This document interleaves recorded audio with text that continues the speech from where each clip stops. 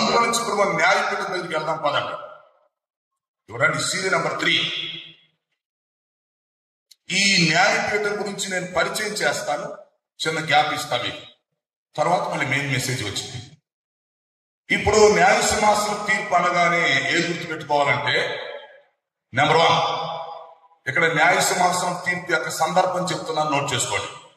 న్యాయ సింహాసనం తీర్పు పరిచయం లేక సందర్భం. ఓకే, అందులో నెంబర్ 1, న్యాయ సింహాసనం తీర్పు దగ్గర తీర్పు తీర్చే వ్యక్తి ఎవరు అంటే జడ్జి ఉండాలి కదా. తీర్పు అన్నప్పుడు జడ్జి ఉండాలి కదా. సో న్యాయ సింహాసనం దగ్గర ఎవరు తీర్పు తీరుస్తారంటే యేసుక్రీస్తు వారు తీర్పు తీరుస్తారు. ఆయనే జడ్జి, ఆయనే సంఘానికి శిరస్సు, ఆయనే ఈ పెళ్లి కుమార్తెకి పెళ్లి కుమారుడు, ఆయనే రేపు న్యాయమూర్తి. కనుక న్యాయపీఠం దగ్గర తీర్పు తీర్చే వ్యక్తి ఎవరంటే యేసుక్రీస్తు. తర్వాత అక్కడ తీర్పులో నిలబడేది ఎవరు మరి? సంఘం. అంటే యేసుక్రీస్తుకి సంఘానికి మధ్య జరిగే సంబంధం ఇది. ఈ మధ్యలో ఇంకెవరు ఉండరు. ఇక్కడికి దేవదూతలు రారు, ఇశ్రాయేలీయులు రారు, అన్యులు రారు, ఎవరు రారు ఇక్కడికి. యేసుక్రీస్తు న్యాయమూర్తిగా ఉంటాడు, న్యాయపీఠం మీద కూర్చుంటాడు. ఎస్. తర్వాత సంఘము ఆయన ఎదుట నిలబడింది. ఇది సంఘానికి జరిగే తీర్పు. ఓకే, నెక్స్ట్, ఈ తీర్పు ఎప్పుడు జరుగును, ఎక్కడ జరుగును, ఎలా జరుగును, ఎందుకు జరుగును, ఈ ప్రశ్నలన్నీ కావాలి. తీర్పు తీర్చే వ్యక్తి యేసుక్రీస్తు. ఓకే, తీర్పులో నిలబడేవాళ్ళు సంఘం. ఓకే, ఈ తీర్పు ఎప్పుడు జరుగును అంటే సంఘం ఎత్తబడిన తర్వాత జరుగును. అంటే కాలం సంఘం ఎత్తబడిన తర్వాత. సంఘం భూలోకంలో ఉన్నప్పుడు ఈ తీర్పు ఏం జరగదు. సంఘం ఎత్తబడిన తర్వాత జరిగింది. ఓకే, తర్వాత ఎక్కడ జరుగును? Place, which is the place. ఈ తీర్పు జరిగే స్థలం ఎక్కడంటే మధ్యాకాశం. సంఘం ఎత్తబడిన తర్వాత సంఘాన్ని ప్రభు మధ్యాకాశంలో తీసుకెళ్లిన తర్వాత అక్కడి నుంచి మళ్ళీ సపరేట్ గా న్యాయపీఠం దగ్గర తీసుకెళ్తాడు. అది కూడా మధ్యాకాశం ఒక పార్ట్. మధ్యాకాశం అది ఇంకొక స్థలం, అక్కడికి తీసుకెళ్తాడు. అక్కడే 7 ఏళ్ళు విందు జరిగింది. 7 సంవత్సరం మనం ఉండేది అక్కడే. కాబట్టి సంఘం ఎత్తబడిన తర్వాత మధ్యాకాశంలో నుండి ప్రభు మనల్ని న్యాయపీఠం దగ్గర తీసుకెళ్లిన తర్వాత ఆయన సింహాసనం మీద కూర్చుంటాడు. సంఘం అంతా 7 సంవత్సరాలు అక్కడ ఉంటుంది. అప్పుడు సంఘానికి తీర్పు జరుగుతుంది. Okay, next point. ఈ తీర్పులో గమనించండి, 2 బ్యాచ్లు ఉంటాయి. అక్కడ సింహాసనం దగ్గర తీర్పు జరిగేటప్పుడు ఈ తీర్పులో 2 బ్యాచ్లు ఉంటారు. ఏ బ్యాచ్, బి బ్యాచ్.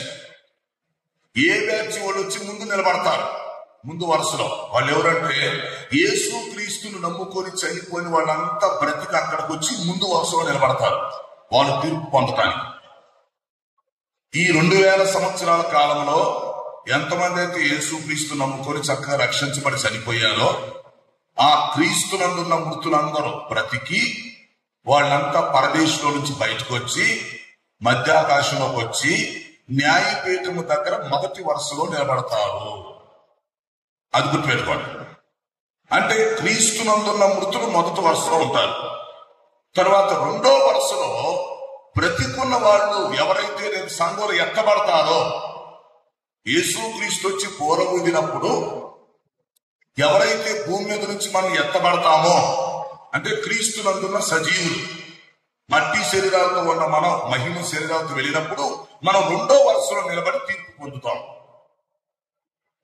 ఇదంతా మనం చూస్తున్నట్టుగా ఊహించుకోవాలి. మీ కళ్ళ ముందు జరుగుతున్నట్టుగా ఆత్మీయ మనోనేత్రాలతో చూస్తూ సబ్జెక్ట్ అర్థం చేసుకోవాలి.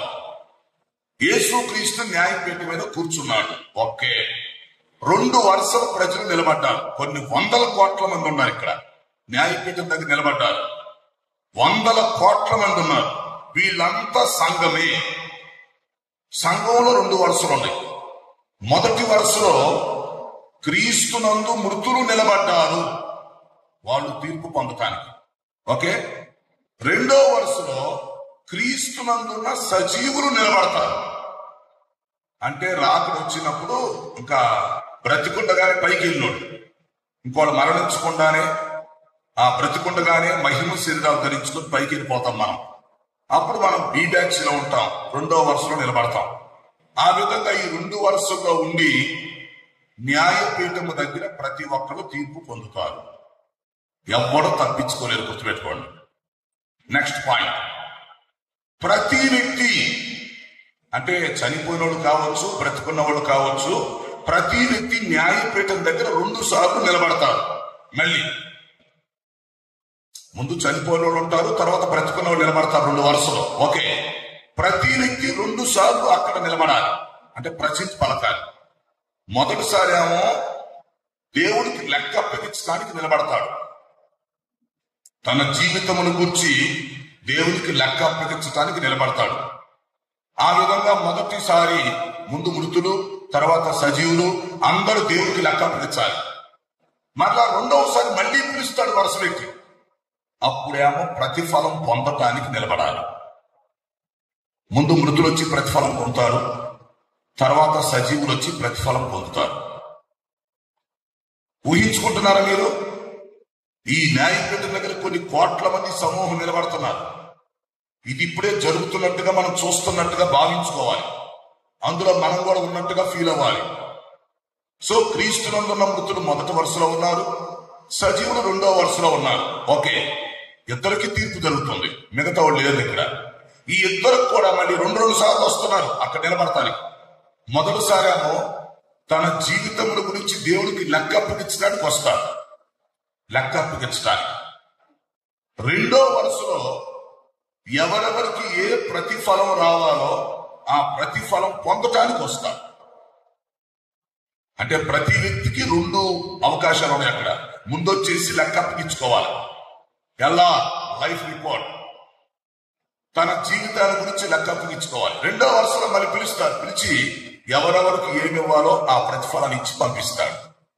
ఇదంతా జరగటానికి 7 సంవత్సరాలు టైం తీసుకునింది అనమాట. అది సంఘం ఎత్తబడి వెళ్ళిపోయిన తర్వాత విడవబడిన మానవ జాతిని అంచుక్రీస్తు పరిపాలిస్తా ఉంటాడు 7 సంవత్సరాలు. విడవబడిన మానవ జాతికి 7 ఏళ్ల శ్రమలు వస్తుంటాయి. ఓకే, ఆ 7 సంవత్సరాల కాలంలోనే పైన ఇప్పుడు నేను చెప్పేది జరిగింది. అదే న్యాయ సింహాసనం తీర్పు. ముందు లెక్కలు అప్పగించటాలు, తర్వాత ప్రతిఫలం పొందటం జరిగింది. కాబట్టి న్యాయపీఠం దగ్గర ప్రతి ఒక్కరు రావాలి. నెక్స్ట్ పాయింట్, అసలు న్యాయపీఠం దగ్గరికి మనం ఎందుకు వస్తున్నాం? ఈ తీర్పు మనకి ఎందుకు జరుగుతుంది? ఆల్రెడీ మనం రక్షించబడ్డాం కదా, ఆల్రెడీ మనం బాప్తీసం తీసుకున్నాం కదా, బలలో చేయిస్తున్నాం కదా, క్షమాపణ అడుక్కుంటున్నాం కదా, ప్రభు క్షమిస్తున్నాడు కదా. మళ్ళీ ఇప్పుడు న్యాయపీఠం దగ్గరికి వచ్చేది ఎందుకు? అక్కడ మళ్ళీ తీర్పు ఎందుకంటే గమనించుకోండి, ఈ తీర్పు శిక్షలు వేయటానికి కాదు.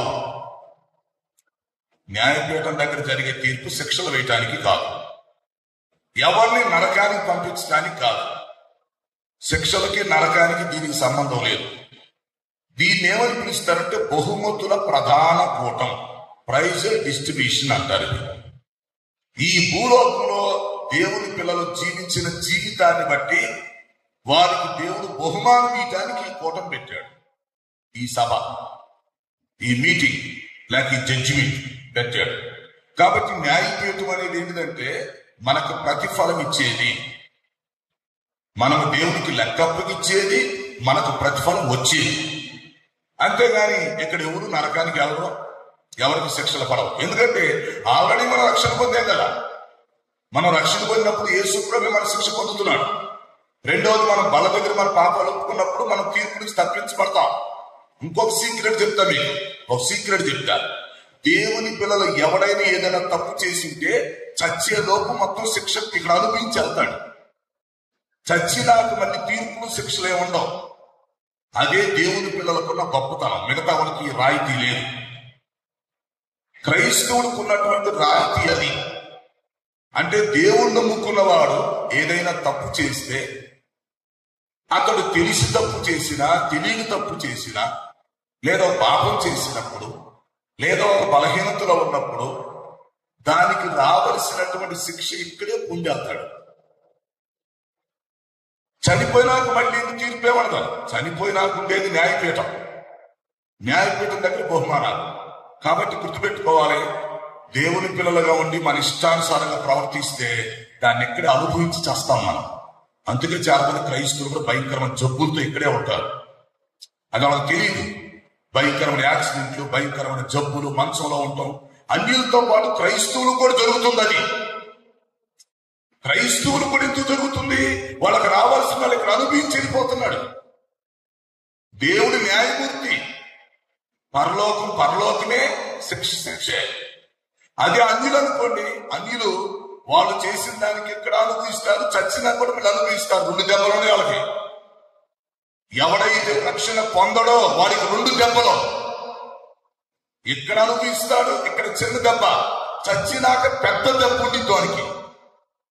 కానీ దేవుని పిల్లలకి ఇక్కడే చిన్న దెబ్బ ఉండింది, చనిపోయినట్టు ఇంకేమడదు. ఇక మొత్తం ఇక్కడే క్లియర్ చేసుకుని వెళ్ళిపోతాడు. ఇక్కడే దేవుడు ఆ వ్యక్తిని కొంతకాలం ఉంచి అతనికి చెప్పాల్సిన లెసన్స్ నేర్పించి క్రమశిక్షణ చర్య తీసుకొని మొత్తం క్లోజ్ చేసినా తీసుకెళ్తాడు. కాబట్టి దేవుని పిల్లలకు వచ్చే శిక్ష, దాన్ని మనం శిక్ష అనకూడదు, క్రమశిక్షణ. దేవుడు మనం తప్పు చేసినందుకు మనం శిక్షించడం, క్రమశిక్షణ చర్యలు తీసుకుంటాడు.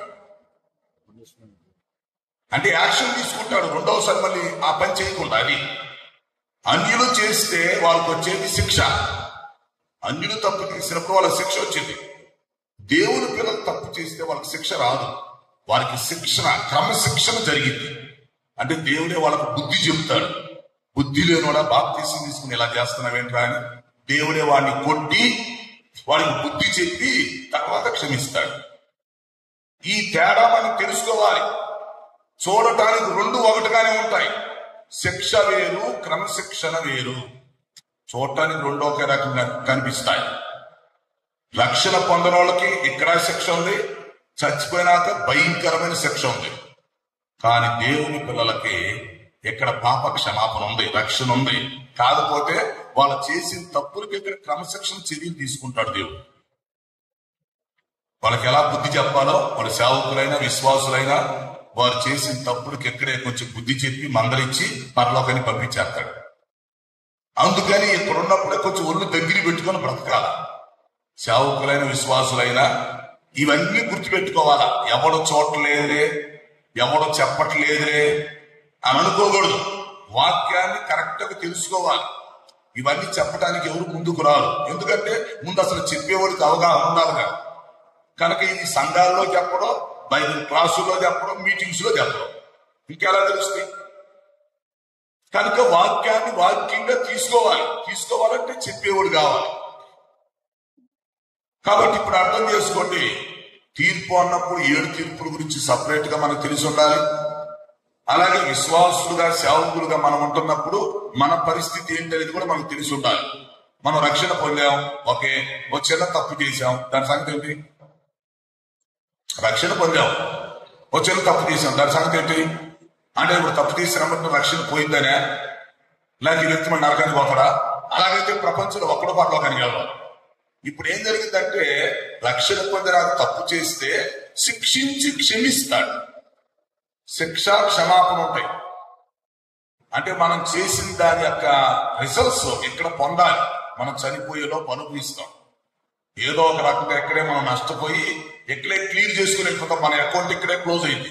ఇంకా చనిపోయినాక మరలా మనం తీర్పులోకి రావు.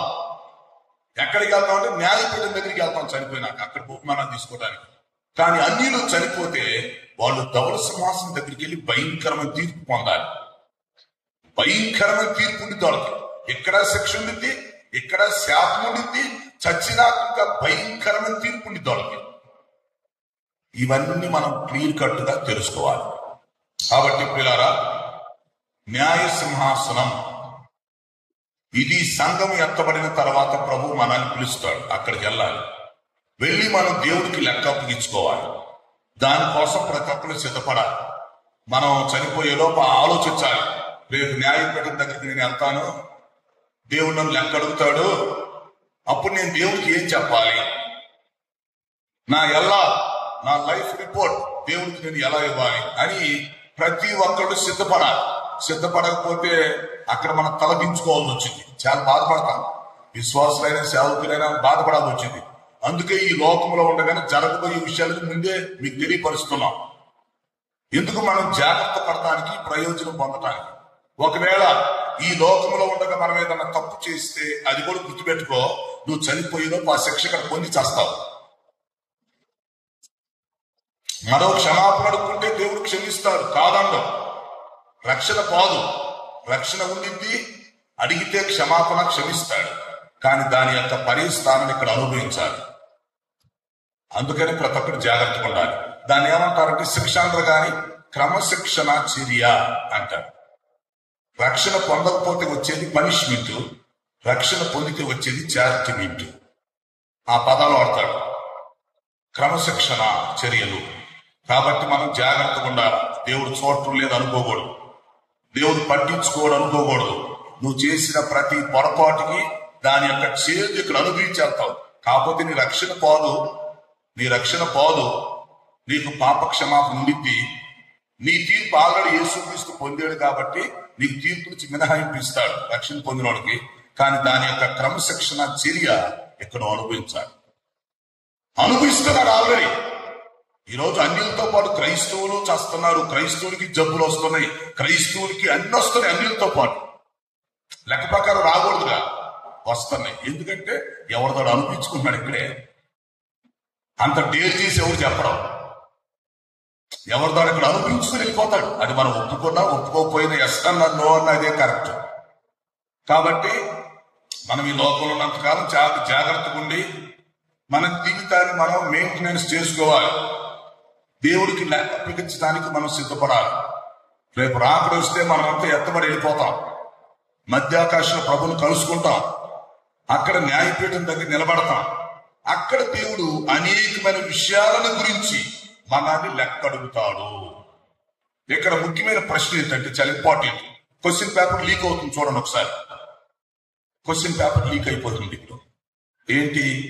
న్యాయపీఠం దగ్గర మనం నిలబడినప్పుడు దేవుడు ఏ ఏ విషయాల గురించి మనల్ని లెక్క అడుగుతాడు?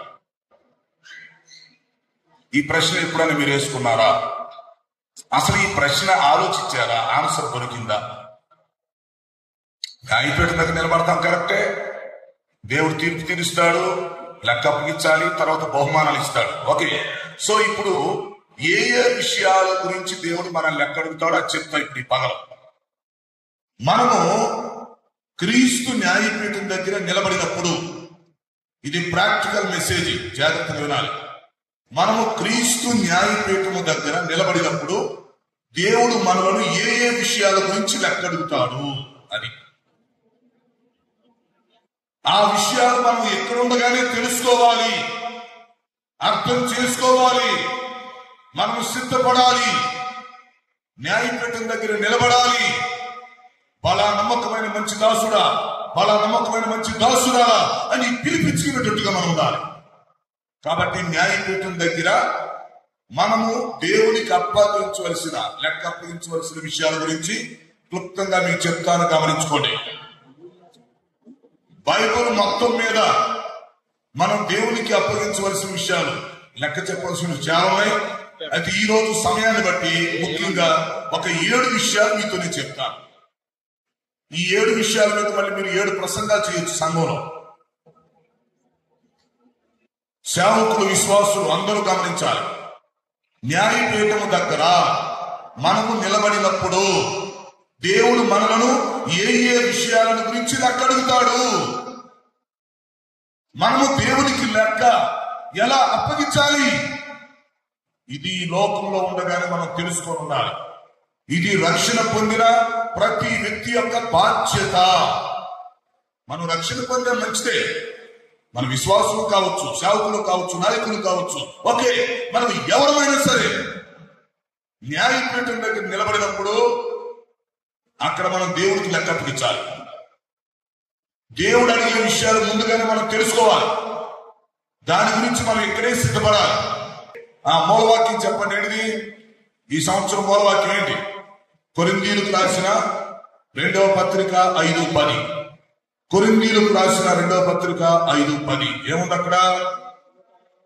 ఎందుకనగా తాను జరిగించిన దానిని బట్టి అవి మంచివైనను సరే, చెడ్డవైనను సరే దేహముతో జరిగించిన దాని యొక్క ఫలమును పొందినట్లుగా ప్రతి వాడును మనమందరము క్రీస్తు న్యాయపీఠము ఎదుట ప్రత్యక్షము కావలెను.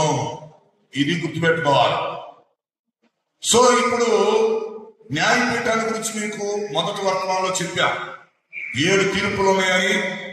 అందులో 3వ తీర్పు న్యాయ సింహాసనం తీర్పు. ఈ తీర్పు ప్రత్యేకంగా సంఘానికి జరుగుతుందని, ఈ తీర్పు మధ్యాకాశంలో జరిగిందని, ఇక్కడ ఎవరికి శిక్ష పడదు, నరకానికి వెళ్ళరు గాని మనకు బహుమానాలు ఇవ్వటానికి దేవుడు ఈ తీర్పు తీరుస్తాడని ఆ ఫస్ట్ మెసేజ్ లో మనం తెలుసుకున్నాం. ఓకే, సో ఇప్పుడు న్యాయపీఠం గురించి మనకు అర్థమైంది. అయితే ఇప్పుడు న్యాయపీఠం దగ్గర మనం దేవునికి ఏ ఏ విషయాల గురించి లెక్క అప్పగించాలి? ఇప్పుడు చూడండి, ఒక్కొక్కటి నోట్ చేసుకోండి. కొన్ని విషయాలు క్లుప్తంగా చెప్తాను, ఈ సమయాన్ని మీరు అర్థం చేసుకోండి. నెంబర్ 1, మొట్టమొదటి విషయం, దేవుడు మనల్ని లెక్కడిగే విషయాలు. నెంబర్ 1 ఏంటంటే పిల్లారా, దేవుడు విలువైన జీవితాన్ని మనకిచ్చినప్పుడు, గుర్తుంచుకోండి, ఈ విలువైన జీవితాన్ని మనకిచ్చినప్పుడు, ఈ శరీరముతో మనం జీవిస్తున్నప్పుడు, మనం మరణించే లోపు మన శరీరముతో ఎలా జీవించామో దేవుడికి లెక్క అప్పగించాలి. నెంబర్ 1, మనము శరీరముతో జీవించిన జీవితమును బట్టి దేవునికి లెక్క అప్పగించవలెను. దేవుడు నీకు మానవ జన్మ ఇచ్చాడు, దేవుడు నీకు విలువైన జీవితం ఇచ్చాడు, ఈ జీవితాన్ని జీవించడానికి ఒక శరీరం ఇచ్చాడు నీకు. ఈ శరీరంలో ఉన్నప్పుడు నీవు ఎలా జీవిస్తున్నావు, నీ శరీర అవయవాలను నువ్వు ఎలా ఉంచుతున్నావు. కాబట్టి ప్రతి వ్యక్తి కూడా నోరు మూసుకొని తల ఉంచి న్యాయపీఠం దగ్గర దేవుడికి లెక్క అప్పగించాలి. నేను నీకు మానవ జన్మిచ్చాను, విలువైన జీవితాన్ని ఇచ్చాను, నీకు మంచి శరీరం ఇచ్చాను, నువ్వు ఆ శరీరంతో ఉన్నప్పుడు ఎలా బ్రతికావు, నీ శరీర అవయవాలని పవిత్రంగా ఉంచేవా, అపవిత్రంగా ఉంచేవా, నువ్వు శరీరంతో ఉన్నప్పుడు మంచి కార్యాలు చేసేవా, చెడు కార్యాలు చేసేవా. ప్రతి వ్యక్తి దేవుడికి లెక్క అప్పగించాలి. నెంబర్ 1, మనము మన శరీరముతో చేసిన దానిని బట్టి, అవి మంచివైనను సరే చెడ్డవైనను సరే, మనము చేసిన క్రియలు, ప్రతి ఒక్కడు ఎవరి క్రియల గురించి వారు దేవుడికి లెక్క అప్పగించాలి. అంటే ఎవరి క్యారెక్టర్ గురించి వాడికి దేవుడికి చెప్పాలి.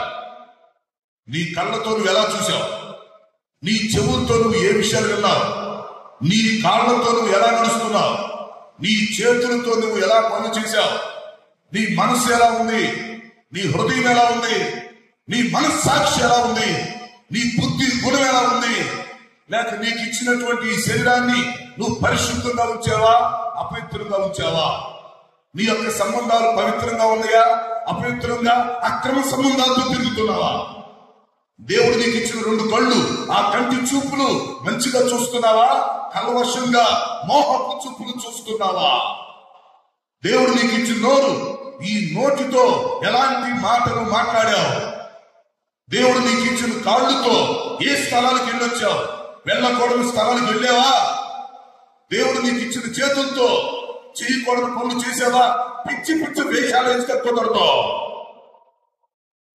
దేవుడు చూస్తా చేతులు కట్టుకొని కూర్చోడు, టైం వచ్చినప్పుడు లెక్కలు వస్తాయి, గుర్తుపెట్టుకోండి.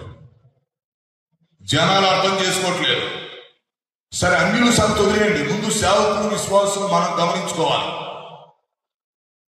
బైబుల్ నమ్ముతున్న మనం, బైబుల్ని బోధిస్తున్న మనం, పాటిస్తున్న మనం అర్థం చేసుకోవాలి.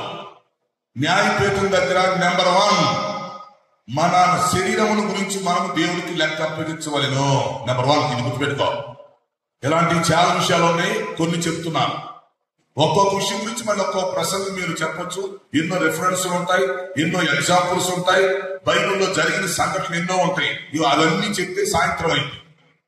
అందుకని నేను మెయిన్ సబ్జెక్ట్ చెప్తున్నాను. కాబట్టి ప్రతి వ్యక్తి కూడా ఒళ్ళు దగ్గర పెట్టుకొని బ్రతకాలి. దేవుడు నాకు ఈ శరీరం ఇచ్చాడు, ఈ శరీరాన్ని నేను ఏం చేస్తున్నాను? నువ్వు ఒక స్త్రీ అయినా పురుషుడు అయినా, నువ్వు యవనస్తుడు అయినా, సేవకుడు విశ్వాసమైనా దేవుడు నీకు ఒక శరీరం ఇచ్చాడు. మరి ఈ శరీరాన్ని ఏం చేశావు? దీన్ని నువ్వు పరిశుద్ధంగా ఉంచావా అది, లేదా ఈ శరీరాన్ని అపవిత్రపరిచావా? ఈ శరీర అవయవాలతో నువ్వు ఏం చేస్తున్నావు? ఇప్పుడు ఎంతో మందికి నోరు లేదు మాట్లాడతాను. దేవుడు నీకు మాట్లాడగలిగిన శక్తి ఇచ్చాడు నోరు. మరి ఆ నోరుతో ఏం మాట్లాడావు? కొంతమందికి అసలు నోరే లేదు. మరి ఇప్పుడు నువ్వు బెటరే కదా, ఆ నోరు ఏం చేశావు? కొంతమందికి కళ్ళు లేవు, దేవుడు నీకు ఒక కళ్ళు ఇచ్చాడు, 2 కళ్ళు ఇచ్చాడు. మరి ఇప్పుడు ఈ కళ్ళతో నువ్వు ఏం చేశావు? ఏం చూసావు? ఆ కళ్ళకి ఏం న్యాయం చేశావు? దేవుడు నీకు నడవటానికి 2 కాళ్ళు ఇచ్చాడు, ఏం చేశావు? దేవుడు నీకు చేతులు ఇచ్చాడు, ఈ చేతులతో ఏం చేశావు? సో ప్రతి వ్యక్తి కూడా పిచ్చిగా ప్రవర్తించకూడదు, సెన్స్ కలిగి బ్రతకాలి. సృష్టించిన దేవుడు ఊరుకోడు, అన్నిటి గురించి దేవుడు లెక్కడుగుతాడు. ఒకసారి చూడండి, హెబ్రీ పత్రిక చూడండి. హెబ్రీ పత్రిక 4:13 మరియు చూడండి 4:13 హెబ్రీ పత్రిక. మరియు ఆయన దృష్టికి కనబడిన సృష్టము ఏదీ లేదు, మనము ఎవరికి లెక్క అప్పగించవలసి ఉన్నదో ఆ దేవుని కన్నుల ఎదుట ఏది మరుగు చేయబడక సమస్తమును తేటగా కనిపించుతున్నది. ఇది నెంబర్ 1. ప్రతి వ్యక్తి కూడా న్యాయపీఠం దగ్గరికి వెళ్ళినాక ఎవరి మానవ జన్మ గురించి వాళ్ళు లెక్క అప్పగించుకోవాలి. ఒకరితో ఒకరికి సంబంధం లేదు, ఒకరితో ఒకరు పోల్చుకోవాల్సిన పని లేదు, ఒకరినొకరు విమర్శించుకోవాల్సిన పని లేదు, పోల్చుకోవాల్సిన పని లేదు, విమర్శించుకోవాల్సిన పని లేదు. వ్యక్తిగతంగా న్యాయపీఠం దగ్గర నిలబడాలా? దేవుడు నీకు ఇచ్చిన శరీరం గురించి నువ్వు మాట్లాడాలి. నీ శరీరాన్ని నువ్వేం చేసావో నువ్వే చెప్పుకోవాలి. నీ శరీరంలో ఉన్న ప్రతి అవయవానికి ఎంత ఉపయోగించుకున్నావో నువ్వే చెప్పుకోవాలి. ఎంతవరకు పరిశుద్ధంగా ఉన్నావో, ఎంతవరకు నీ క్యారెక్టర్ లో నువ్వు కాపాడుకున్నావో, ఎంతవరకు నువ్వు మంచి మనస్సాక్షి కలిగి ఉన్నావో, అర్థమైందా? నీ కంటి చూపుల్లో ఎంత పవిత్రత ఉందో అదంతా నువ్వే దేవుడు చూసుకోవాలి, లెక్క అప్పగించుకోవాలి. అందువల్ల పిల్లరా, మనుషుల వైపు చూడగాకండి, వాక్యం వైపు చూడండి, న్యాయపీఠం కోసం చూడండి. న్యాయపీఠం దగ్గర దేవుడు ప్రత్యక్షమైనప్పుడు నీకు ఒక మంచి బహుమానం ఇవ్వాలంటే, నీకు ఒక కిరీటం పెట్టాలంటే, కొన్ని కోట్ల మంది ఎదుట నీ పేరు పెట్టి పిలిచి దేవుడిని మెచ్చుకోవాలంటే మెచ్చుకునే సేవకుడిగా నువ్వు బ్రతకాలి. దేవుడు మెచ్చుకునే విశ్వాసిగా నువ్వు బ్రతకాలి. మన ఇష్టం వచ్చినట్టుగా బ్రతికితే రేపు నష్టపోతాం. అప్పుడు అనుకుంటాం, ఈ విషయాలు బ్రతుకున్నప్పుడు ఎవరు సరిగా చెప్పలేదురా బాబు, ఎన్ని ప్రసంగాలు విన్నాం కానీ న్యాయపీఠం అనే సబ్జెక్ట్ ఎందుకు చెప్పలేదు, నాకు చెప్పుకుంటే ఎంత బాగుండేదని రేపు మనం ఏడుస్తాం. కాబట్టి దేవుడు మనకు మంచి అవకాశం ఇచ్చాడు ఈ సంవత్సరం. న్యాయపీఠం గురించి ఇంట్రెస్ట్ గా తెలుసుకోవడానికి, సీరియస్ గా ఆలోచించడానికి, ప్రిపేర్ అవడానికి, సక్సెస్ అవడానికి ఇది దేవుడు మనకి ఇచ్చిన అవకాశం. ఎస్. సో న్యాయపీఠం దగ్గర మనం నిలబడాలి. దేవుడు మనల్ని లెక్క అడుగుతాడు. దేవుడి దగ్గర పెద్ద లిస్ట్ ఉంది. ఆ లిస్ట్ లో ఉన్న ముఖ్య అంశాలు నెంబర్ 1 ఇప్పుడు చెప్పండి. ఒకటేంటి? మన శరీరం. మనం ఈ లోకంలో జీవించడానికి దేవుడు ప్రతి వ్యక్తికి ఒక శరీరం అనేది ఇచ్చాడు. కాబట్టి మరి మన జీవిత కాలంలో ఈ శరీరాన్ని నువ్వు ఎలా ఉంచుతున్నావు అది. ఇప్పుడు నీ శరీరం నీ ఇష్టం, ఓకే, ఇది నీ మానవ జన్మ, ఓకే. అయితే ఇప్పుడు మరి నీ శరీరాన్ని నువ్వేం చేశావు? రక్షణ అయితే పొందావు, రైతే. లేదా వాక్యం చెప్తున్నావు, మంచిదే. ప్రార్థన చేస్తున్నావు, మంచిదే. కానీ నీ శరీరాన్ని నువ్వేం చేస్తున్నావు? నా ఇష్టం వచ్చి అంటే కుదరదు.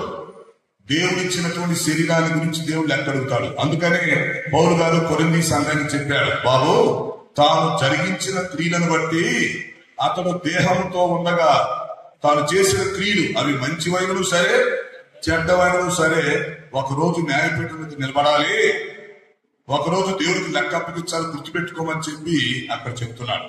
కాబట్టి మొదటగా మన శరీరాన్ని మనం చాలా జాగ్రత్తగా చూసి చేసుకోవాలి. ఏది పడితే తినకూడదు, ఏది పడితే తాగకూడదు. కొంతమంది తిండిపోతులు, త్రాగుపోతులు, డ్రింకర్స్, స్మోకర్స్, ఇదంతా దరిద్రం. దేవుడు నీకు ఇచ్చిన శరీరంతో స్మోక్ చేస్తావా? స్మోక్ చేస్తే ఆ శరీరాన్ని దేవుడు ఎలా మహిమ శరీరంగా మారుస్తాడు? దేవుడు ఇచ్చిన శరీరాన్ని డ్రింక్ చేస్తావా? దేవుడు ఇచ్చిన శరీరంతో కామకత్తులు అయిపోయి సెక్స్ లో పాల్గొంటావా?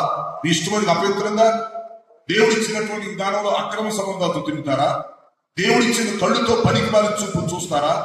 దేవుడిచ్చిన నోటితో అపవిత్రమైన మాటలు మాట్లాడతారా? దేవుడిచ్చినటువంటి ఈ శరీరాన్ని మన ఇష్టం వచ్చినట్టుగా తినకుండా తిని దేవుడు అవమానపరుస్తారా? ఈ మధ్య కొంతమంది వాళ్ళ మాంసాహారులు అరే కొవ్వు తినొద్దురా, రక్తం తినొద్దురా అంటే రక్తాన్ని కొవ్వు తినేవాడు కూడా తయారయ్యారు. అది దోషం. సో శరీరంతో మనం ఏమి తినాలి, ఏమి తినకూడదు, ఏమి తాగాలి, ఏమి తాగకూడదు, ఎలాంటి బట్టలు వేసుకోవాలి, ఎలాంటి బట్టలు వేసుకోకూడదు, ఎలాంటి మాటలు మాట్లాడాలి, ఎలాంటి మాటలు మాట్లాడకూడదు, ఎలా చూడాలి, ఎలా చూడకూడదు, మనుషుల్ని ఎలాంటి చూపులతో చూడాలి, ఇదంతా తెలుసుకోకుండా ఎవరికి కావాలి ఈ విశ్వాసం? విశ్వాసం అని చెప్పుకుంటే పిచాచులాగా బ్రతకూడదు. ముందు మన శరీరాన్ని, మన ప్రవర్తన జాగ్రత్తగా చేసుకోవాలి. న్యాయపీఠం దగ్గర దేవుడు అడుగుతాడు, నా కుమారుడా, నా కుమారి, నీ పరిస్థితి ఏంటి? నీ శరీరాన్ని గురించి కొంచెం నాకు లెక్క అప్పగించంటే మనం చెప్పాలి. నెంబర్ 1. ఇలాంటి చాలా విషయాలు ఉన్నాయి. ఒక్కొక్కటి చెప్తున్నా, గుర్తుపెట్టుకోండి. ఈ రోజు నుంచి మీ శరీరాన్ని మీ ఇష్టం వచ్చినట్టుగా చేయగాకండి. ఇది దేవుడు మనకి ఇచ్చాడు. కొరింథీయులకు రాసిన మొదటి పత్రిక 3:16. కొరింథీయులకు రాసిన మొదటి పత్రిక 3:16. మీరు దేవుని ఆలయమై ఉన్నారనియు దేవుని ఆత్మ మీలో నివసించుచున్నాడనియు మీరు ఎరగరా? ఎవరు దేవుని ఆలయంలో పాడు చేయదో దేవుడు వాణిని పాడు చేయదు. ఇక్కడ దేవాలయం అంటే శరీరం. మన శరీరం ఒక దేవాలయం లాంటిది. ఎందుకంటే దేవుని ఆత్మ మనలో నివసించాలి. దేవుని ఆత్మ, పరిశుద్ధాత్మ వచ్చి మన శరీరం అనే దేవాలయంలో నివసించాలంటే మన శరీరం అనే దేవాలయాన్ని మనం పరిశుద్ధంగా చూసుకోవాలి. లేకపోతే పరిశుద్ధాత్మ ఎట్లా నివసిస్తాడు నీలో? మన ఇష్టం వచ్చి పిచ్చి పిచ్చి పనులు చేస్తా ఉంటే పరిశుద్ధాత్మ వచ్చి ఉంటాడా? కొంతమంది బయటకు వచ్చి బయట బూతులు తిడుతుంటారు, చెడ్డ మాటలు మాట్లాడతారు, మళ్ళీ పరిశుద్ధాత్మ నాలో ఉన్నాడని చెప్తారు. కొంతమంది వాళ్ళ శరీరం అపవిత్రమైన కార్యాలు చేస్తా ఉంటారు, అక్రమ సంబంధాలు తిరుగుతుంటారు, పనికి మాలిన చూపులు చూస్తారు, చూడకూడని దృశ్యాలు, చూడకూడని సినిమాలు, లేక చూడకూడనటువంటిది వాటిని చూసి ఆ మనస్సును అపవిత్రపరుచుకుంటారు. నో, దేవుని పిల్లలు ప్రత్యేకంగా ఉండాలి. అసలు సంఘం అంటేనే ఎక్లేషియా. ఎక్లేషియా అంటే పిలువబడినది, ప్రత్యేకించబడినది, పరిశుద్ధపరచబడినది. That is ecclesia, church. మనం లోకముల నుంచి పిలువబడ్డాం, ప్రత్యేకించబడ్డాం, పరిశుద్ధపరచబడ్డాం, రక్షించబడ్డాం. బి కేర్ఫుల్, జాగ్రత్తగా ఉండాలి. కాబట్టి ఎవరు మటుకు వాళ్ళు ఇతరులతో పోల్చుకోకుండా, ఇతరులను విమర్శించుకోకుండా, ఎవరు ఎక్కువ ఎవరు తక్కువ ఈ భేదభిప్రాయాలు పక్కన పెట్టి న్యాయపీఠాన్ని ముందు దగ్గర పెట్టాలి. న్యాయపీఠానికి వచ్చిన సెన్స్ ప్రతి ఒక్కరికి రావాలి.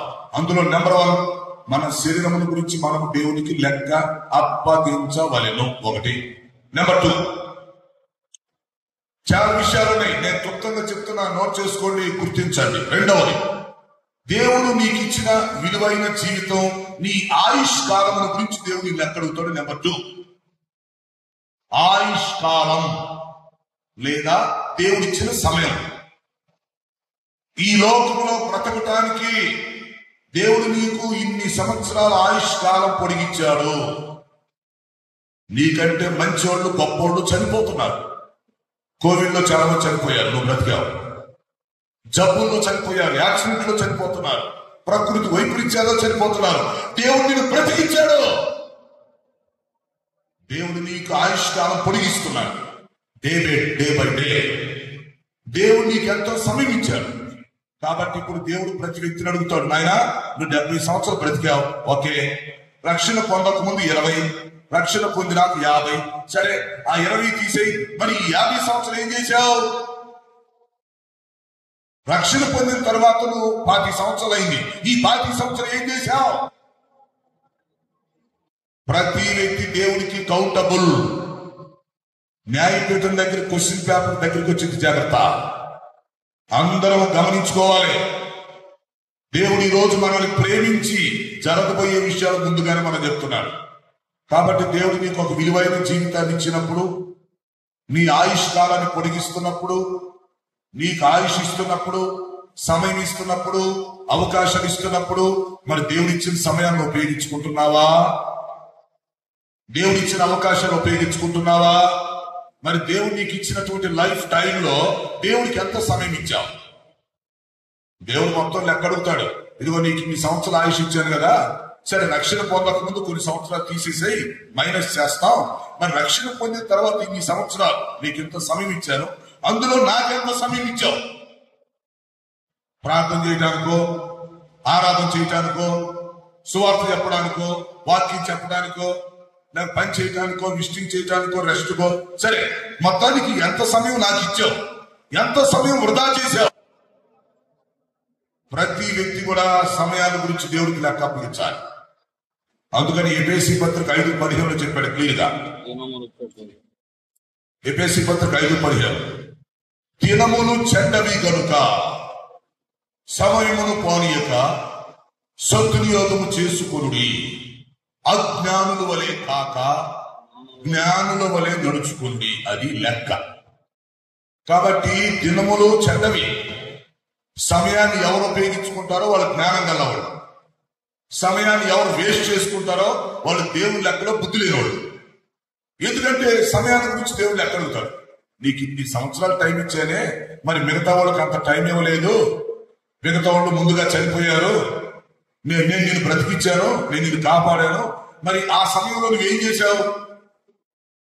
నా కొరకు నువ్వేం చేయగలిగావు? ఇది రెండో పాయింట్.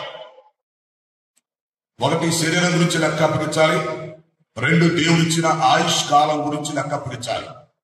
అందుకని నేను చాలా భయపడతా ఉంటాను దేవుడికి. 24 గంటల టైం నేను దేవుడి పని చేయడానికి సిద్ధంగా ఉంటాను. ఎంత కష్టమైనా, ఎంత శ్రమైనా, నేను చనిపోతే తప్ప, లేక సిక్ అయిపోతే తప్ప ఎప్పుడు కూడా పని చేయాలని ఆలోచన నాకు ఉండేది. నాకు వచ్చిన అవకాశం పోగొట్టుకోవడం నాకు ఇష్టం ఉండదు. నాకు చేతనైనంత వరకు, అది కష్టమైనా నష్టమైనా, నాకు ఆరోగ్యం ఉన్నా లేకపోయినా, చేతనంత వరకు దేవుడు నాకు ఇచ్చిన సమయాన్ని ఆయన పని చేయాలని ఆలోచనతో నేను ఉంటాను. అది నాకు ఇష్టం. అందుకని నేను అంటాను, ప్రభా ఒకవేళ నేను నీ పని చేయకపోతే, నేను ఖాళీగా ఉంటే, సోమరుడు ఉంటే నన్ను తీసేసుకో. నీ పని చేయకుండా, నీకు ఉపయోగపడకుండా ఖాళీగా ఉండే దానికంటే చావటం మంచిది. బ్రతికి టైం వేస్ట్ చేసుకోవటం దరిద్రం. ఎంతో మందికి లేని సమయాన్ని దేవుడు నీకు ఇచ్చాడు. మరి ఆ సమయాన్ని వేస్ట్ చేసుకుంటా ఉంటే దేవుడు ఊరుకోడు. మీకు ఒక సంగతి తెలుసా? సమయం అనేది అందరికి సమానంగా ఇవ్వబడుతుంది. కాబట్టి ఎవరికున్న సమయాన్ని వాళ్ళు ఉపయోగించుకోవాలి. ఆ సమయంలో నువ్వు ఏం చేస్తావు? ప్రార్థన చేస్తావా? ఆరాధన చేస్తావా? ఎవరికైనా సువార్త చెప్తావా? దేవుడు పని చేస్తావా? ఏదో అంటే దేవుడు మీకు ఇచ్చిన సమయంలో నువ్వు ఏం చేసావు అనేది దేవుడి దగ్గర లెక్క అప్పగించుకోవాలి. నువ్వు ఆలోచించుకోవాలి. ఎవరు కూడా వాళ్ళ సమయాన్ని వేస్ట్ చేసుకోకూడదు. సమయం పోతే మళ్ళీ రాదు. ఒక నిమిషం దాటిపోతే మనం తిరిగి తీసుకురాలేదు. కనుక ప్రతి వ్యక్తి నెంబర్ 2, దేవుడు మనకిచ్చిన ఆయుష్కాలం ప్లస్ దేవుడు మనకిచ్చినటువంటి ఆ సమయం, ఆ అవకాశాల గురించి దేవుడికి లెక్క అప్పగించుకొని, ప్రభా నువ్వు నాకు ఇన్ని సంవత్సరాలు టైం ఇచ్చావు భూమి మీద, నేను ఇంకో ఇలా ఉన్నాను, అలా ఉన్నాను, ఇలా చేశాను, అలా చేశాను అని చక్కగా దేవుడికి లెక్క అప్పగించుకోవాలి. అలా ప్రతి వ్యక్తి కూడా న్యాయపీఠం కోసం ప్రిపేర్ అవ్వాలి. ముందుగా గుర్తుపెట్టుకోండి. నెంబర్ 3, మూడవది, దేవుడు మనల్ని లెక్కడిగే మరొక విషయం ఏంటంటే, ముఖ్యమైన విషయాలు చెప్తున్నారు. మనం వివాహం చేసుకున్న తర్వాత గుర్తుపెట్టుకోండి, దేవుడు మనకిచ్చిన గర్భ ఫలాన్ని గురించి దేవుడు మనల్ని లెక్కడుగుతాడు. మనం పెళ్లి చేసుకుంటాం, మనం పురుషులం అవ్వచ్చు, స్త్రీలం అవ్వచ్చు, ఓకే, సేవకులం అవ్వచ్చు, విశ్వాసం అవ్వచ్చు. మనం పెళ్లి చేసుకున్నాక, కుటుంబీకులు అయినాక, దేవుడు మనకిచ్చిన సంతానం, దేవుడు మనకిచ్చిన గర్భ ఫలాలు, వాళ్ళని మనం ఎలా పెంచామో నిలబడి దేవుడికి లెక్క అప్పగించాలి. దేవుడు ఏమైనా తేలిగ్గా ఊరుకోడు. ఈ విషయాలన్నీ మీకు బైబిల్లో చూపించాలంటే చాలా టైం పట్టింది. ఒక్కొక్క పాయింట్ మీద గంట చెప్పొచ్చు. ఎన్నో రెఫరెన్స్లు ఉన్నాయి, ఆధారాలు ఉన్నాయి. నేను అన్ని విషయాలు కవర్ చేస్తున్నా తక్కువ టైంలో, గమనించండి. కాబట్టి నెంబర్ 3, దేవుడు మనకిచ్చిన గర్భ ఫలాలు, దేవుడు మనకిచ్చిన పిల్లలు, వారు కొడుకులైనా కూతుర్లైనా, ఒక సేవకుడుగా, ఒక సేవకురాలుగా, ఒక విశ్వాసిగా ఆ పిల్లలను నువ్వేం చేశావు? దరిద్రం. నీకు ఈకున్న పిల్లలు ఇంకోళ్ళకి ఇచ్చింది బాగుండి అంటాడు దేవుడు. నీకు ఈకులు వేరే వాళ్ళకి ఇచ్చింది వాళ్ళన్నా బాగా పెంచుకునేవాళ్ళుగా. నీకు ఇస్తే నువ్వేం చేసావు? చెడగొట్టి చెడగేసావు. నేను నీకు ఇచ్చిన పిల్లల్ని ఏం చేసావు? నువ్వు ఎలా పెంచావు? ఇది చాలా ఇంపార్టెంట్. క్రైస్తవ తల్లిదండ్రులు, సేవకులు, విశ్వాసులు జాగ్రత్తగా ఉండాలా. మన పిల్లల్ని చిన్న వయసులోనే మనం రక్షించుకోవాలి. దేవుని పిల్లలు, మన పిల్లల్ని మనం రక్షించుకోలేకపోతే అన్నిలేం రక్షిస్తాం మనం. మన పిల్లలు చెడిపోకుండా చూసుకోవాలి. ఈ రోజుల్లో పాస్టర్ పిల్లలు ఎంత విచ్చలవిడిగా తిరుగుతున్నారో, విశ్వాసుల పిల్లలు ఎంత గాలికి తిరుగుతున్నారో లెక్కే లేదు. వీళ్ళు బయట వాళ్ళకి చెప్తారు కానీ లోపల వాళ్ళకి చెప్పుకోరు. బయట బల్లలు పగల కొడతారు, మైకులు పగల కొడతారు, పిల్లలకు చెప్పుకోరు. ఇది చాలా శోచనీయం, బాధాకరం. కాబట్టి దేవుడు మనల్ని ప్రేమించి మనకి పిల్లల్ని ఇచ్చినప్పుడు, గర్భఫలాలు ఇస్తున్నప్పుడు ఆ పిల్లలు మనం మనకంటే గొప్పోళ్ళుగా చేయాలి, ప్రయోజకులుగా చేయాలి. ఒక తల్లిగా, ఒక తండ్రిగా నీకంటే గొప్పవాళ్ళ వాళ్ళు ఈ పిల్లలు. మనం ఏం చేస్తాం? వాళ్ళని పట్టించుకోం. బయట వాళ్ళకి సోదంతా చెప్తాం, లోపల వాళ్ళని పట్టించుకోం. అదేమంటే వాళ్ళని చదివించే దాని గురించి ఆలోచిస్తాం కానీ భక్తి గురించి ఆలోచించాం. మంచి కాలేజీ ఎక్కడుంది, మంచి స్కూల్ ఎక్కడుందో చూసి అక్కడ జాయిన్ చేస్తాం. అంతేగాని వాడు రక్షణ పొందాడా లేదా, వాడు చర్చికి వస్తున్నాడా, లేకపోతే వాడి క్యారెక్టర్ బాగుందా, వాడు మరి చక్కగా మరి భక్తిగా ఉన్నాడా లేదా, అది మనం పట్టించుకోవట్లా. మరి మనమే పట్టించుకోకపోతే అన్నిలేం పట్టించుకుంటారు? నెంబర్ 4, మూడవది, దేవుడు మనకిచ్చిన సంతానమును గూర్చి దేవునికి లెక్క అప్పగించవలెను. అందుకని తల్లిదండ్రులు జాగ్రత్తగా గుర్తుపెట్టుకోవాలి. నెంబర్ 4, 4 తీసుకో. ఈ లోకంలో ఉండగా దేవుడు మనకి ఎవరెవరికి ఏ తలంతులు ఇచ్చాడో వాటిని గురించి దేవుడికి లెక్క అప్పగించాలి. తలంతులు లేదా టాలెంట్స్ లేదా గిఫ్ట్స్, కృపావరాలు ఏదైనా అనుకోండి. నేను చెప్తున్నాను కదా, ఒక్కో పాయింట్ మీద గంట చెప్పొచ్చు. నేను అన్ని గుర్తు చేస్తున్నాను మీకు. ఓ పాయింట్ తీసుకొని మెసేజ్ లోపలికి వెళ్ళిపోతే 7 పొరలు ఊడిపోతాయి. సో నేను క్లియర్ గా చెప్తున్నాను అందరికీ, జరగబోయే నష్టం నుంచి మనం తప్పించుకోవాలి, న్యాయపీఠానికి ప్రిపేర్ అవ్వాలి. 4వది, దేవుడు నిన్ను ప్రేమించి నీకు కొన్ని కృపావరాలు ఇచ్చాడు. ప్రతి ఒక్కరికి దేవుడు ఇస్తాడు. దేవుడు పక్షపాతి కాదు. ఒక్కటైనా కనీసం ఇస్తాడు. 1, 2, 3 వారి నమ్మకత్వాన్ని బట్టి, సామర్థ్యాన్ని బట్టి దేవుడు ప్రతి వ్యక్తికి కృపావరాలు ఇస్తాడు. మరి ఇచ్చినటువంటి ఆ కృపావరాలు, ఆ తలంతులు నువ్వేం చేస్తున్నావు? వాటిని భూమిలో పాతి పెడుతున్నావా, లేక నీ స్వార్థం కోసం ఉపయోగించుకుంటున్నావా, లేక దేవుని మహిమ కోసం ఉపయోగిస్తున్నావా? ఏం చేస్తున్నావు? కొంతమందికి పాటలు పాడడానికి మంచి స్వరం దేవుడు ఇస్తాడు, కొంతమందికి వాయిద్యాలు బాగా భావిస్తారు, లేదా కొంతమందికి బాగా పరిచయం చేయొచ్చు, కొంతమందికి మంచి ఆర్ట్ వేసే వరం ఉండింది. రకరకాలు కృపావరాలు చాలా ఉన్నాయి. మరి దేవుడు వేరు వేరు వరాలు మనకి ఇస్తున్నప్పుడు వాటిని మనం దేవుడి కోసం వాడుతున్నామా, సంఘ అభివృద్ధి కోసం వాడుతున్నామా? మనం ఏ స్థానిక సంఘంలో అయితే ఉంటున్నామో ఆ కృపావరాలు ఆ స్థానిక సంఘంలో మనం ఉపయోగించగలుగుతున్నామా? మన ద్వారా దేవుని రాజ్యం భూమి మీద కట్టబడుతుందా? అది ఆలోచించుకోవాలి. కాబట్టి దేవుడు ఇచ్చిన వరాలు భూమిలో పాతి పెట్టుకోకూడదు, లేదా మన స్వార్థ ప్రయోజనాల కోసం, మన గొప్పల కోసం డప్పాలు కొట్టుకుంటా వాటిని ఉపయోగించకూడదు. దేవుని కోసం వాడాలా. దేవుడు ప్రతి వ్యక్తిని అడుగుతాడు, 5 తలంతులోడు, రే ఏవి నీ తలంతులు? 2 తలంతులోడు, ఏవి నీ తలంతులు? వాళ్ళిద్దరూ లెక్క అప్పగించారు. 1 తలంతుడు మాత్రం నష్టపోయారు. రేపు ఇదే పరిస్థితి జరిగింది. దేవుడు మనకిచ్చినటువంటి తలంతులను గురించి ఆయన లెక్క అడిగినప్పుడు మనం గమనించుకోవాలి. ముందు అసలు దేవుడు నీకు ఏమేమి వరాలు ఇచ్చాడో ఒకసారి చూసుకో. నాకు ఏ వరాలు ఇవ్వలేదు అనొద్దు, ఇచ్చే ఉంటాడు, నువ్వు గుర్తుపట్టాలి. ఏ వరాలు ఇవ్వకుండా ఎవరు ఉండరు, అందరికి ఇస్తాడు. ఆ వరాలు గుర్తుపట్టాలి, నువ్వు వాటిని ఉపయోగించాలి. వాటి ద్వారా దేవుడికి మహిమ తీసుకురావాలి. కొంతమందికి వాక్యం చెప్పే వరం ఉండేది, కొంతమందికి ప్రార్థన చేసే వరం, అంటే కొంతమందికి ప్రవచించే వరం, లేదా కొంతమందికి వివేచన వరం, స్వస్థత వరం, రకరకాల వరాలు ఉంటాయని నమ్మాలి, ఒప్పుకోవాలి. మనం కొంతమంది దాన్ని నమ్మరు, ఒప్పుకోరు, అది కరెక్ట్ కాదు. వరాలు ఉంటాయి, ఇస్తారు, ఇవ్వబడతాయి, ఒప్పుకోవాలి.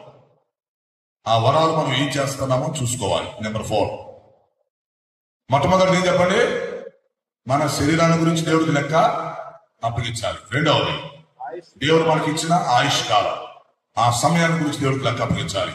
మూడవది, దేవుడు మనకి ఇచ్చిన మన పిల్లలు, గర్భఫలం, దాని గురించి లెక్క అప్పగించాలి. నాలుగవది, దేవుడు మనకి ఇచ్చినటువంటి తలంతులు, వాటి గురించి లెక్క అప్పగించాలి. ఓకే, 4. ఐదవది, దేవుడు మీకు ఇచ్చిన ధనం, డబ్బు. దేవుడు మనల్ని ప్రేమించి మన చేతులకి చాలా డబ్బులు ఇస్తుంటాడు. ఉద్యోగం కావచ్చు, వ్యవసాయం కావచ్చు, వ్యాపారం కావచ్చు, కూలి పని కావచ్చు, కాంట్రాక్ట్ పని కావచ్చు, పెన్షన్ కావచ్చు, ఏదైనా కావచ్చు. నీ చేతుల్లోకి ఎంత డబ్బు వస్తుంది, నీ చేతుల్లోకి ఎంత డబ్బు వస్తుంది? పెన్షన్ వచ్చిందా? ఓకే. లేదు, శాలరీ సార్, ఓకే. కాంట్రాక్ట్ పని సార్, ఓకే. Business, okay. సరే, ఏదైనా కానివ్వండి, నీ చేతుల్లోకి ఎంత డబ్బు వచ్చింది?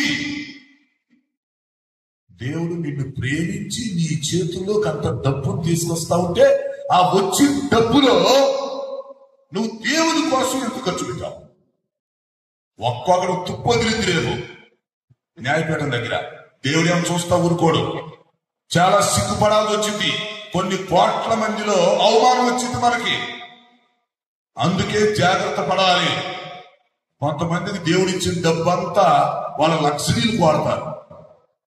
కొంతమంది ఇచ్చిన డబ్బునికి బిల్డింగ్లు కట్టేసి, ఇల్లు కట్టేసి పొలాల గురించి వస్తారు. వాళ్ళు మొత్తం ఇక్కడే ఉండిపోతాయి. అంటే వాళ్ళకి తెలియదు, అదే గొప్ప అనుకుంటారు. నో, దేవుడు నీకు డబ్బు ఇచ్చాడు, మంచిది. ఆ డబ్బును అనుభవించు, మంచిది. పిల్లల కోసం ఉంచుకో, మంచిది. దాచుకో, మంచిది, తప్పు లేదు. కానీ అందులో దేవుడి కోసం ఎంత ఖర్చు పెట్టావు అది కూడా లెక్కకు రావాలి. దేవుడు డబ్బులు ఇచ్చడం మంచిదే, నువ్వు తీసుకోవటం మంచిదే. ఇంకా దేవుడు దీవిస్తాడు. మంచి ఇల్లు కట్టుకుంటావు, లేకపోతే ఇంకేదో సుఖం అనుభవిస్తావు, మంచిది, తప్పు లేదు. కానీ అందులో మరి దేవుడికి షేర్ ఎంత ఇస్తావు? లేక దేవుని సేవ కోసం, సేవకుడి కోసం, సంఘం కోసం ఎంత ఇస్తావు? విశ్వాసులారా, మీ సేవకుని మీరు బాగా పోషించగలుగుతున్నారా? నేను ఎప్పుడు చెప్తుంటాను, సేవకులు దిట్టంగా టాప్ తేపాలి.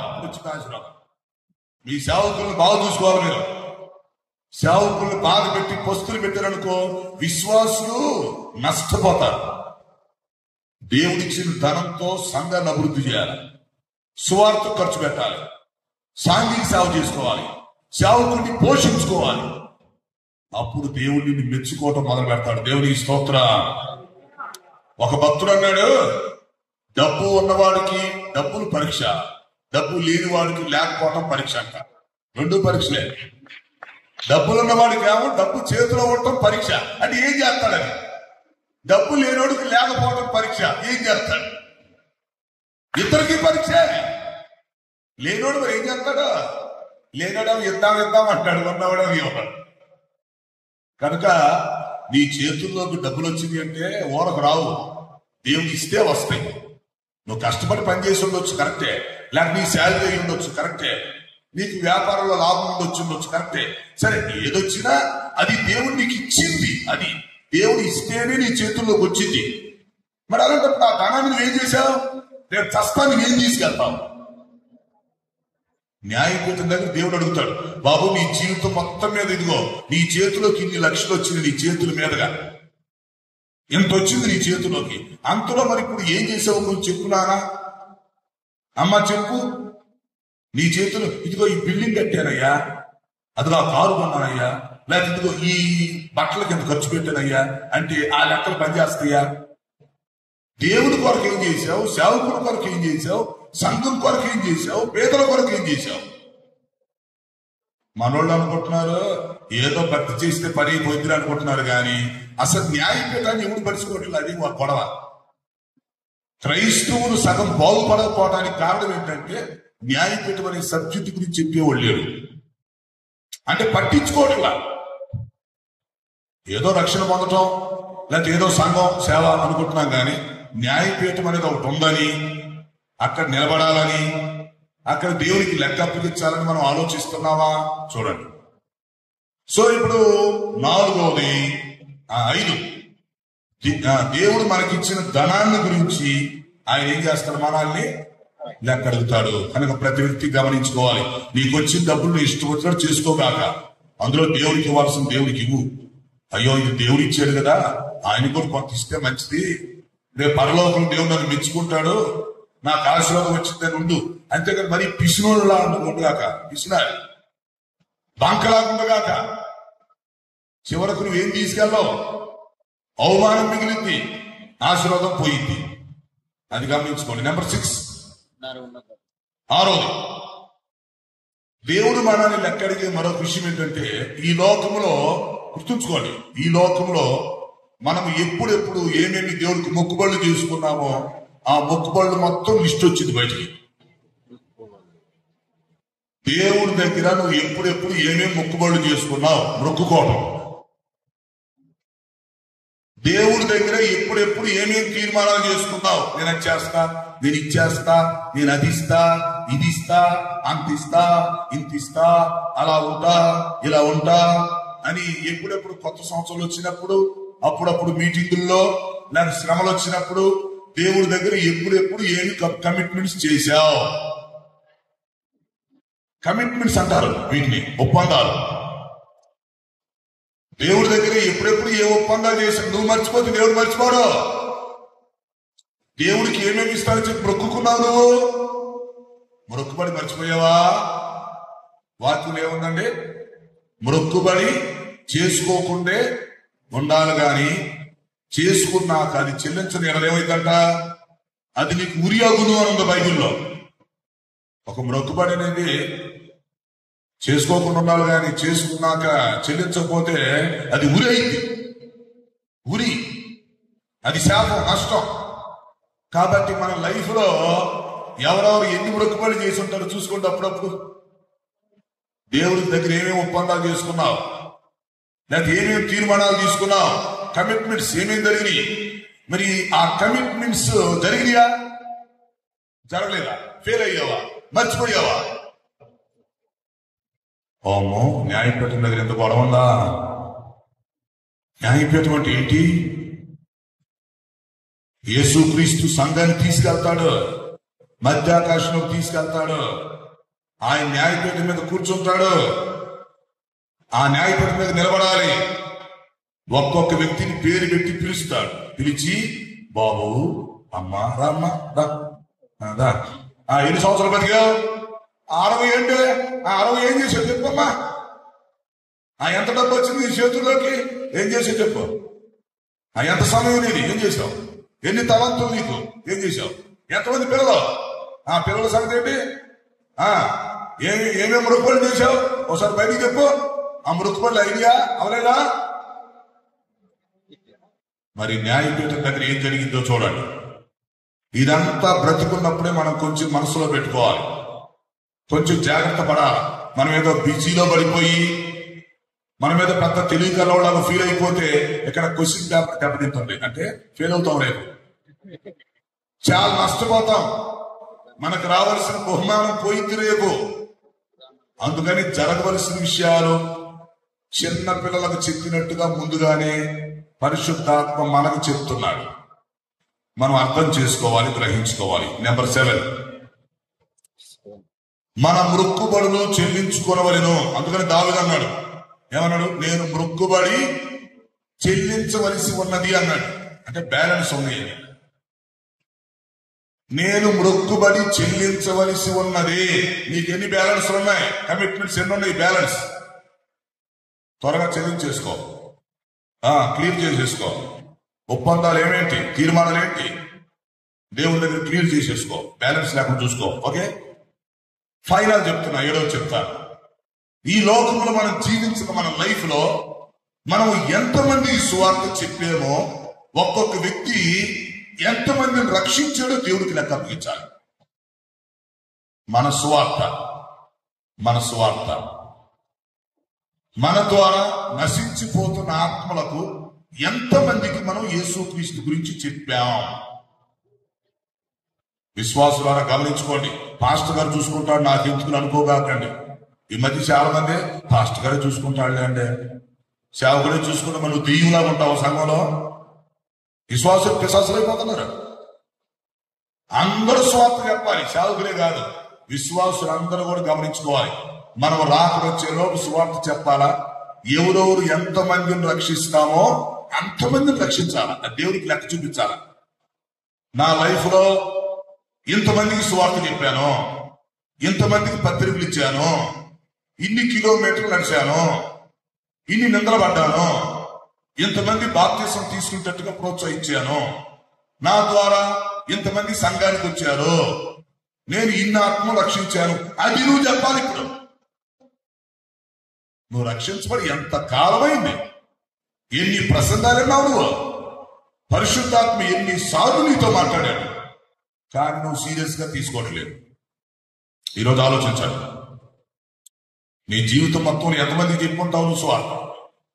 అసలు నీ ద్వారా నీ సంఘానికి ఎంతమందిని తీసుకొచ్చి ఉంటావు నువ్వు చెప్పు. నీ ద్వారా కొత్త వాళ్ళని ఎంతమంది నువ్వు సంఘానికి తీసుకొచ్చావు? ఎన్ని కుటుంబాలను తీసుకొచ్చావు నువ్వు? ఎన్ని ప్రాంతాలకు వెళ్ళి సువార్త చెప్పావు? ఒక్కసారి ఆలోచించాలి. మనం ఎంతమందికి సువార్త చెప్పామో, ఎన్ని ఆత్మలు మనం రక్షించామో, అది దేవుడికి లెక్క అప్పగించవలసిన సమయం దగ్గరికి వచ్చింది. అందుకే మనం మన సమయాన్ని ఉపయోగించుకోవాలి, మన ధనాన్ని ఉపయోగించుకోవాలి, మన తలంతులు ఉపయోగించుకోవాలి, మన జ్ఞానాన్ని, మన శక్తిని, సామర్థ్యాన్ని ఉపయోగించుకొని మనం ఎంత మందికి సువార్త చెప్పాలో అంత మందికి చెప్పి చచ్చిపోవాలి.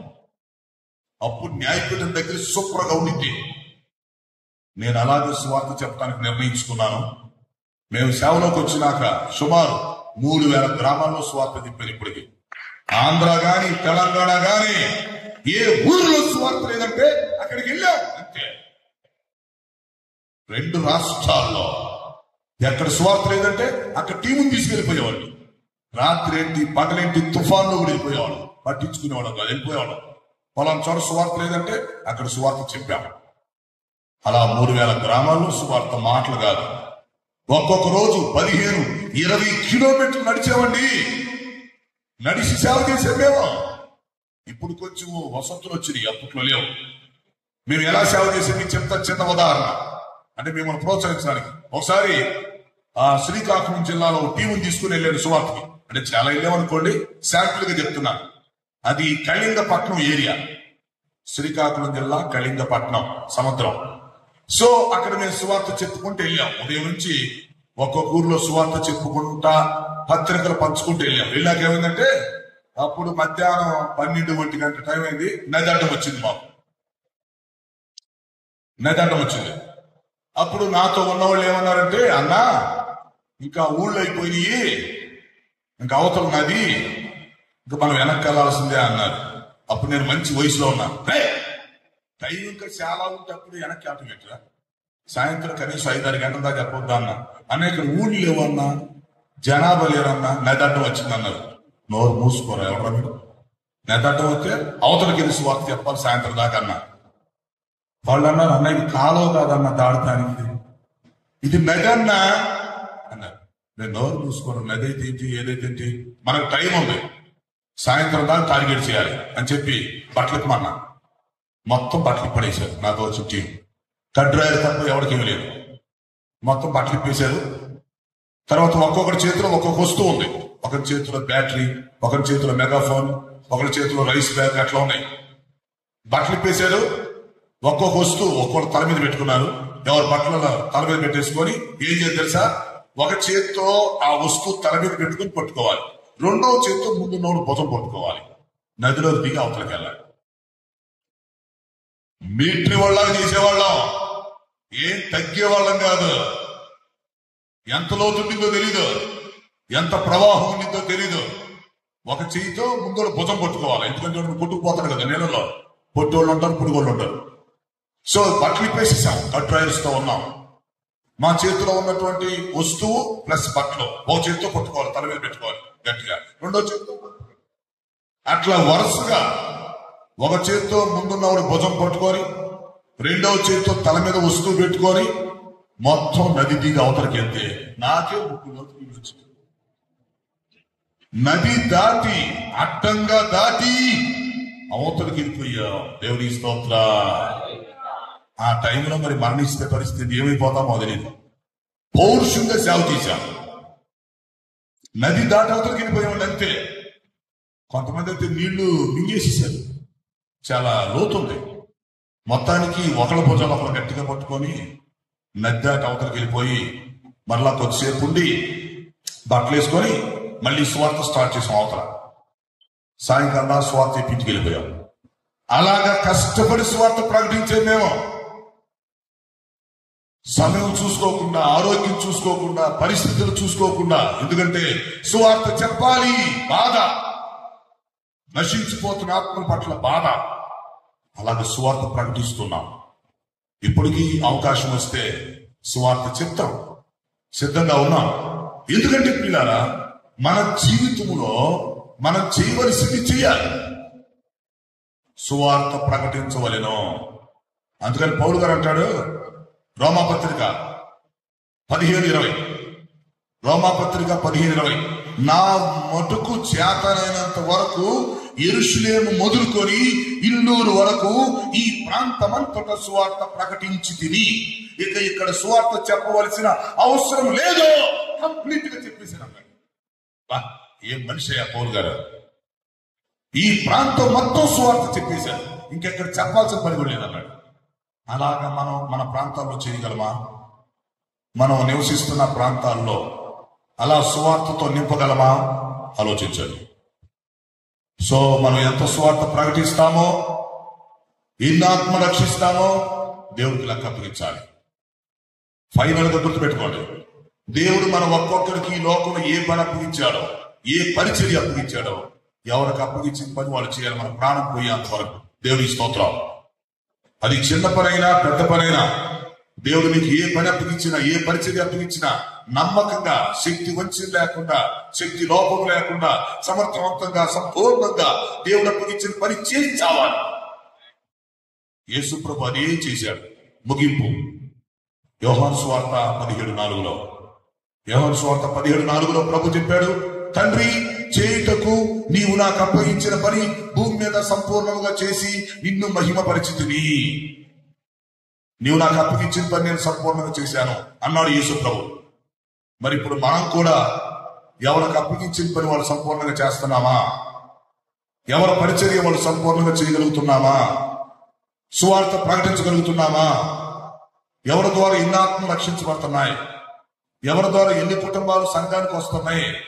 మరి విశ్వాసం పట్టించుకుంటున్నారా? సేవకులతో మీరు సహకరిస్తున్నారా? సేవకులు చెప్పిన మాట వింటున్నారా? న్యాయపీఠం దగ్గర నిలబడితే మరి పరిస్థితి ఏంటి? ఇవన్నీ ఒకసారి ఆలోచించుకోండి. చాలా విషయాలు చెప్పాను, ఈ పాయింట్స్ అన్ని నోట్ చేసుకొని, ప్రభు త్వరగా వస్తున్నాడు కనుక మనం అందరం ముందు ఎత్తబడే సంఘంలో ఉండాలి. అక్కడి నుంచి మనం మధ్యాకాశానికి వెళ్తాం, అక్కడి నుంచి న్యాయపీఠం దగ్గరికి వెళతాం, అక్కడ 7 సంవత్సరాలు ఉంటాం. అక్కడ దేవుడికి మనం లెక్క అప్పగించాలి. సో ఇప్పుడు ముగింపులో ఏంటంటే, ఈ విషయాలన్నీ చూసుకొని న్యాయపీఠం దగ్గర నిలబడటానికి జాగ్రత్త పడాలి. న్యాయపీఠం దగ్గర దేవునికి లెక్క అప్పగించడానికి ప్రతి వ్యక్తి జాగ్రత్త పడి ఈ రోజు నుంచి ప్రార్థన చేసుకొని కన్నీరు కార్చి ఆయనకి క్షమాపణ చెప్పి, సారీ చెప్పిన ఆయన, ఇక నుంచి నేను కొంచెం జాగ్రత్తగా ఉంటానయ్యా, కొంచెం మెలుకుగా ఉంటానయ్యా, రాకడొచ్చే లోపు నేను సిద్ధపాటు కలిగి ఉంటానని మనం ఆయనకి చెప్పుకునేటట్టుగా ఉండాలి.